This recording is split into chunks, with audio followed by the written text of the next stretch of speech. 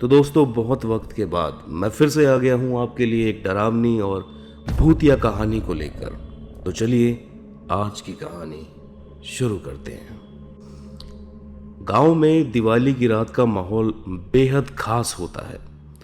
हर घर में रोशनी और रंग बिरंगी झालरें सजाई जाती हैं। बच्चे आतिशबाजी करते और बड़े बुजुर्ग पूजा में व्यस्त रहते।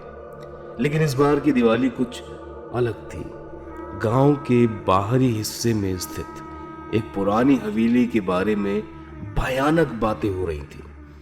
कहते हैं कि उस हवेली में हर दिवाली की रात कुछ अजीब होता था, कुछ ऐसा जो लोगों को अंदर से हिला देता था। कई साल पहले उस हवेली में एक अमीर परिवार रहता था, लेकिन एक दिवाली की रात उस परिवार के सभी सदस्य अचानक गायब हो गए। उनकी चीखें गांव के कुछ लोगों ने सुनी थी, लेकिन जब वह लोग मदद के लिए पहुंचे तब तक हवेली पूरी तरह से वीरान हो चुकी थी। तब से कोई भी उस हवेली के पास जाने की हिम्मत नहीं करता था। इस साल गांव में 3 दोस्त, राहुल, मोहित और पूजा, जो शहर से दिवाली की छुट्टियों में गांव आए थे, उस हवेली के बारे में सुनकर बेहद उत्सुक हो गए। उन्होंने ठान लिया कि इस बार दिवाली की रात वो उस हवेली के अंदर जाकर देखेंगे कि आखिर वहां ऐसा क्या होता है। आखिरकार दिवाली की रात थी। चारों ओर पटाखों की आवाज गूंज रही थी और गांव के हर घर में दीपक जल रहे थे। लेकिन गांव से दूर उस पुरानी हवेली के आसपास घना अंधकार छाया हुआ था। हवेली के दरवाजे टूटे फूटे थे और वहां किसी ने सालों से कदम नहीं रखा था। राहुल, मोहित और पूजा ने अपने साथ एक टॉर्च और कुछ पटाखे रखे थे। वे सोच रहे थे कि पटाखे जलाकर हवेली के अंदर का माहौल हल्का कर देंगे। जैसे ही वो हवेली के करीब पहुंचे, उन्हें एक अजीब सी सिरहन महसूस हुई। हवेली के बाहर का माहौल बेहद ठंडा था, जबकि बाकी गांव में गर्मी और रोशनी फैली हुई थी। तीनों दोस्त हवेली के अंदर दाखिल हुए। अंदर का दृश्य भयानक था।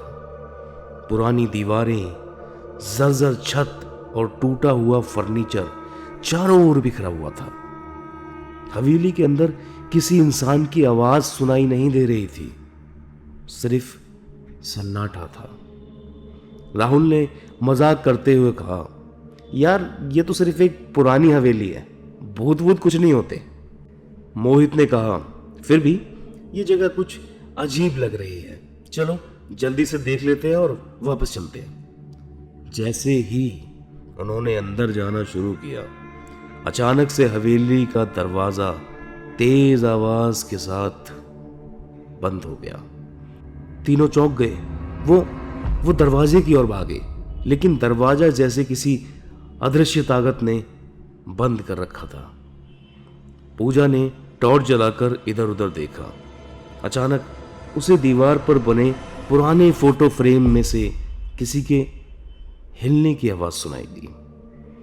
उसने राहुल और मोहित को बताया, लेकिन दोनों ने इसे उसका भ्रम समझा। जैसे जैसे वो हवेली के अंदर की ओर बढ़ते गए, अजीब अजीब घटनाएं होने लगी।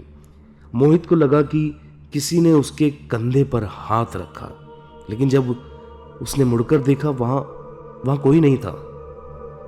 राहुल को एक कमरे से हल्की हल्की हंसी सुनाई दी, जबकि वो कमरा पूरी तरह खाली था।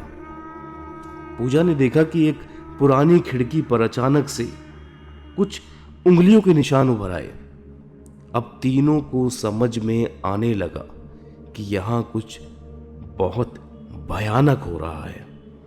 हवेली में चारों ओर अजीब सी आवाजें और परछाइयां दिखने लगी। तीनों दोस्तों के दिल की धड़कनें तेज हो गईं। तीनों दोस्त अब बहुत डर चुके थे और किसी भी तरह से बाहर निकलना चाहते थे। वो हवेली के दरवाजे की ओर भागे, लेकिन दरवाजा अब भी बंद था। तभी अचानक एक भयानक चीख हवेली के अंदर गूंज उठी। राहुल ने देखा कि हवेली के कोने में एक परछाई धीरे धीरे आकार लेने लगी है। वो परछाई धीरे धीरे एक इंसान की शक्ल में बदल रही थी, जिसकी आंखें लाल और चेहरे पर भयानक मुस्कान थी। उसने कहा, तुमने मेरी शांति भंग की है, अब तुम यहीं रहोगे। पूजा चीखते हुए कहने लगी, ये वही लोग हैं जो यहाँ गायब हुए थे। वह परछाई अब उनकी ओर बढ़ने लगी और तीनों दोस्तों के पैरों तले जमीन खिसक गई। उन्होंने दरवाजा तोड़ने की कोशिश की, लेकिन वो असफल रहे। अचानक पूजा को याद आया कि वो कुछ पटाखे साथ में लाए थे। उसने तेजी से उन पटाखों को निकाला और उन्हें जलाया। पटाखों की रोशनी से हवेली का माहौल बदलने लगा। जैसे ही पटाखे फूटे, वो भयानक परछाई पीछे हटने लगी। हवेली की दीवार तरकने लगी और दरवाजा खुद ब खुद खुल गया। तीनों ने मौका देखा और तेजी से हवेली से बाहर भागे। बाहर आकर उन्होंने राहत की सांस ली, लेकिन उनके कानों में अब भी हवेली से आती हुई चीख गूंज रही थी। गांव लौटने के बाद तीनों ने उस रात के बारे में किसी से कुछ नहीं कहा। वो समझ चुके थे कि कुछ रहस्य हमेशा छुपा कर रखने चाहिए। दिवाली की रात अब उनके लिए एक खुशहाल रात नहीं रह गई थी, बल्कि एक ऐसी रात बन गई थी जो वो कभी नहीं भूल पाएंगे। तीनों दोस्त उस भयानक रात से बच तो आए, लेकिन हवेली का आतंक अब भी उनके दिलों में बसा हुआ था। गांव के लोग अब और भी ज्यादा उस हवेली से दूर रहने लगे और दिवाली की रात का जश्न हमेशा से थोड़ा डर के साए में मनाया जाने लगा। तो दोस्तों, ये थी आज की भूतिया कहानी। अगर आपको मेरी आवाज़ और मेरी कहानियाँ पसंद आती हैं तो चैनल को सब्सक्राइब करके रखिए। मैं डेली आपके लिए एक नई कहानी लाता रहूँगा।